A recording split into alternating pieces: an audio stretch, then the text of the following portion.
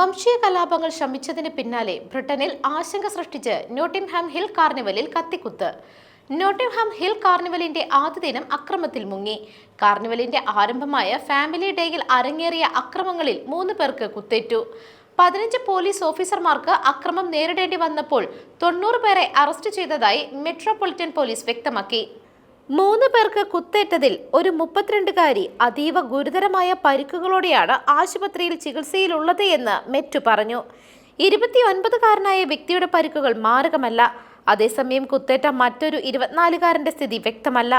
90 പേർ അറസ്റ്റിലായിട്ടുള്ളതിൽ ലൈംഗിക കുറ്റകൃത്യങ്ങൾ, എമർജൻസി ജീവനക്കാർക്കെതിരായ അതിക്രമം, ആയുധങ്ങൾ, മയക്കുമരുന്ന് എന്നിവ കൈവശം വയ്ക്കൽ, മോഷണം എന്നിങ്ങനെയുള്ള കുറ്റങ്ങളാണ് ചുമത്തിയിട്ടുള്ളത്.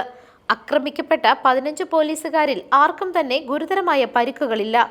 കാർണിവൽ മേഖലയിൽ തടഞ്ഞു നിർത്തി പരിശോധിക്കാൻ അധികാരം നൽകുന്ന സെക്ഷൻ 60ന്റെ ഉത്തരവ് പോലീസ് പുറപ്പെടുവിച്ചു. ഇതോടെ തെരുവുകളിൽ പ്രതികളെന്ന് സംശയിക്കുന്നവരെ പരിശോധിച്ച് ആയുധങ്ങൾ പിടിച്ചെടുക്കുവാൻ പോലീസുകാർക്ക് സാധിക്കും.